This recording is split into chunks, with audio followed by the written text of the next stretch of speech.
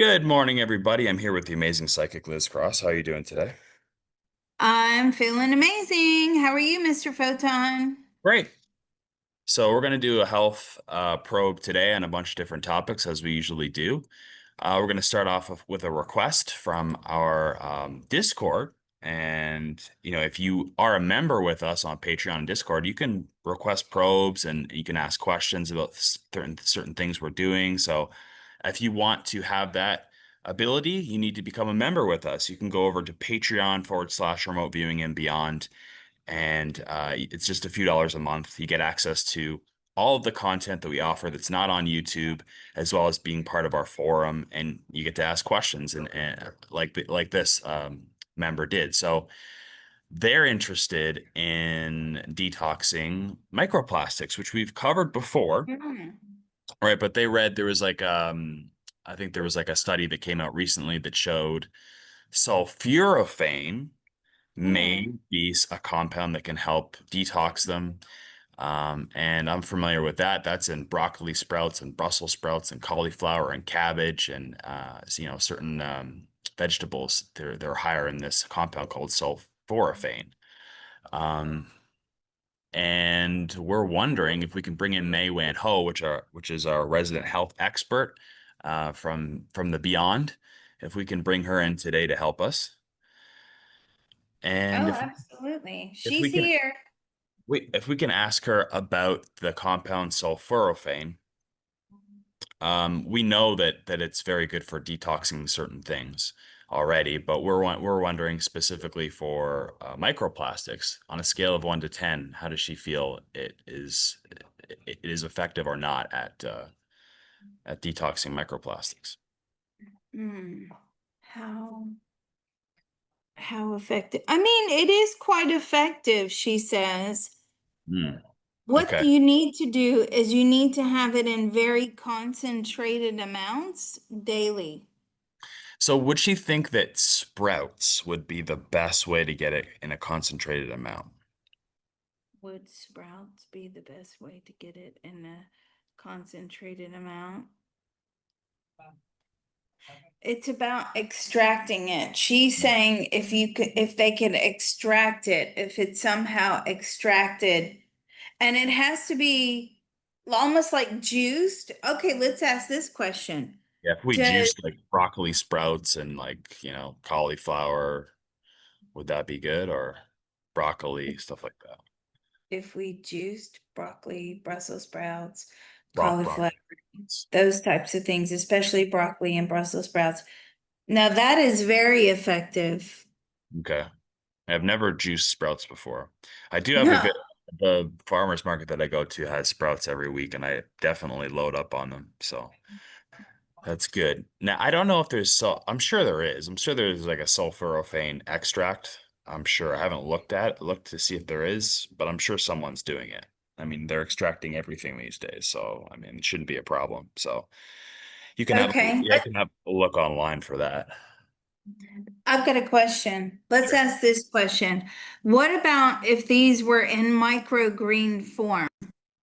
Yeah, that's what we're talking about is broccoli. That's what broccoli sprouts are, is microgreens. Oh, okay. Yeah. So, What does she think of well, micro?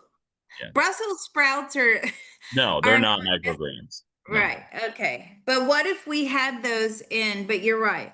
What if we had those in microgreen form? Now that is excellent for clearing out microplastics from the body. Okay. Now, it's not going to get rid of all of it, But it's but it helping the certainly detox process. helps. Yeah. Mm. Okay. Sounds good. Okay, that's good to know. And the other thing I was going to ask about her for microplastics is a compound called melanin or Mm. melanocytes, which actually exist in your skin and all around your body. Melanin is found in the brain, in the skin, all over the body. And it's been shown in studies to also be good at detoxing chemicals and heavy metals and stuff like that. So I'm wondering if we could ask her if melanin or the melanocytes can also remove microplastics. Can melanin or melanocytes also remove microplastics? Yes, but it's a very small amount. Okay.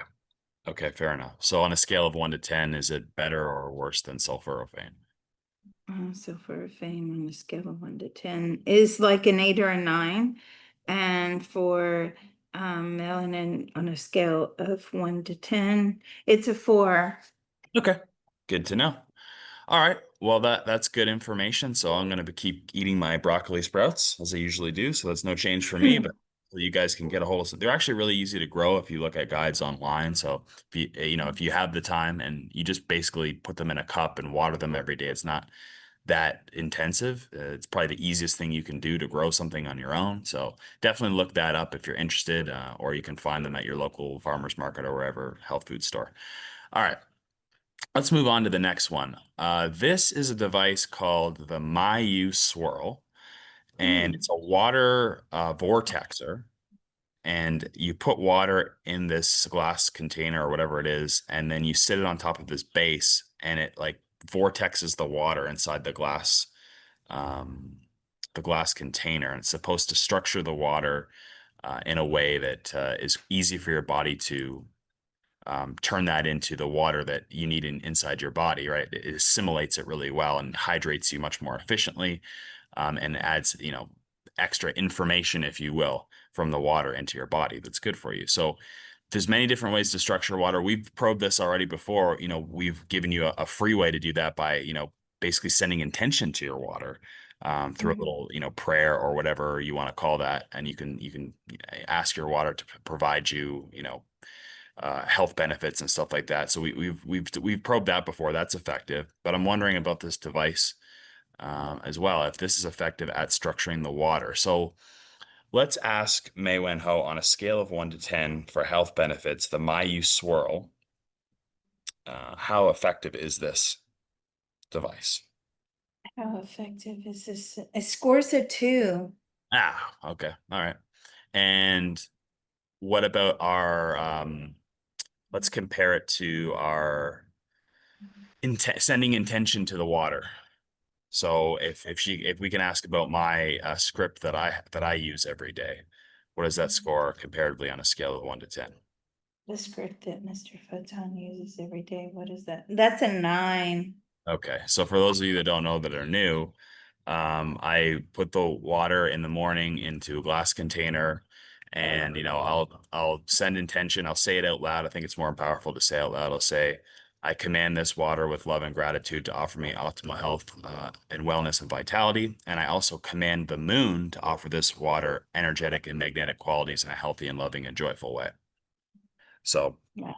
that's what I do to structure my water. But I'm always curious to know if there's, these physical devices that work or not. So there Mm. you go. All right, let's move on to something else. We would like to ask about these things. I'd never heard of this before. Mm. Somebody brought it to my attention. So they're called Spagyrics, and it's a way to make extracts or uh, what would you call them?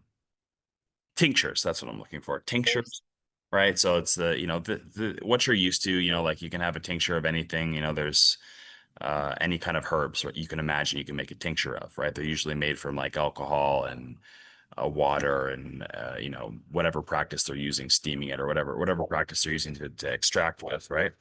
The difference between these and regular tinctures is that they use a combination of I guess, alchemy and astrology. And so it's based on the practice of Paracelsus from ancient Greece. And he was someone that messed with alchemy. And so what they do is the extraction process is the idea that you're going to split the actual herb into three different parts, and then you're going to put it back together. So there's like a different way to do the extraction. One of them is if you put the substance in water long enough, it creates its own alcohol. So they're not adding in like an external alcohol to extract. It's like it allows the plant itself to turn into an alcohol mixture by sitting it in water the way they do it. And then there's another way where they take the plant and they burn it into ash and they extract the mineral content of it. And I think Mm. there's another compound that they're extracting as well. And once they do all three of those, they put them back together into the tincture. And the other component of that is they also harvest the plant at a specific day and time based on astrological whatever information that they're getting. I don't know all the specifics of it, but it's very like you have to harvest the plant at the right time. You have to make the tincture at the right hour and day. Like I don't know if it's to do with the moon cycle or the astrology of the plant itself, but it's very specific. Um, so I'm wondering if we can ask Mei Wen Ho these Spagyric tinctures Mhm. on a scale of 1 to 10, how are they compared to, just regular old tinctures that you would be able to buy at a health food store? They score a 7. Okay. Does she think they have any significant benefit over, just a regular tincture that most people would, make themselves? No. Okay. All right. Interesting. Interesting to know. I thought it's quite the involved Hmm. process that they do to, so let's ask her this, like, is there something to the idea of harvesting plants and eating them relative to like a astrological timing of any sort? Ooh, is there any relevance to harvesting plants and eating them? No, there's a lot of relevance in that. Okay. So, yeah, I don't know the specifics of that, but there's something called herbal alchemy. And I Mm. believe that is like the protocol to do all of this stuff, to harvest it at a certain time. And I don't know if it's to do with the moon cycles or the astrology of the plant itself. But they have these specific things for, each plant that they do. So what does she think of herbal alchemy? What do you think about herbal alchemy? I mean, it's good. Even though you're getting tinctures, it's never going to really substitute for eating the raw thing. Okay. Okay. All right, so maybe that's more what we're looking for is to, if you are growing a garden at home, maybe you can look into figuring out what those, the optimal time to harvest and then consume the food based on those principles to take advantage of that. I just came across this, so I'm not really versed in this stuff, but I thought it was interesting to say the least because it looks like a very scientific process for Mm. sure. Okay, interesting. All right, we're going to make a part two of this video, and we're going to probe Marcel Vogel and the Vogel crystal, and maybe some cool things that I heard about. Supposedly, he had some sort of device that could turn your thoughts into images with crystals. So we're going to find out if that's real or not. And I also want to probe Wilhelm Reich, who Mm. created the Orgon accumulator and the Cloud Buster and all these different devices. So we're going to find out if there's anything to that as well. So that should be really interesting. So if you want to join us on the second part of this video, you need to go to um, Patreon/remote viewing and beyond.com. And it's a few dollars a month to support our channel, and you get access to all of the content you don't see on YouTube. And of course, access to our forum on Discord and Patreon, where we have all kinds of stuff going on there. We have, a great group of people that are all like-minded. So definitely worth your time and the few dollars to support the channel. So we hope to see you on the second part of this video. Absolutely. And the link to join Patreon will be in the comments. Thank Oh, you. just to make sure I mention also, I have a tip jar if you enjoy all the probes that I do. It's a Ko-Fi tip jar, and it's in the comments. Much appreciated to everybody that has supported me there as well. Everything is, everything counts, right? So thank you very much.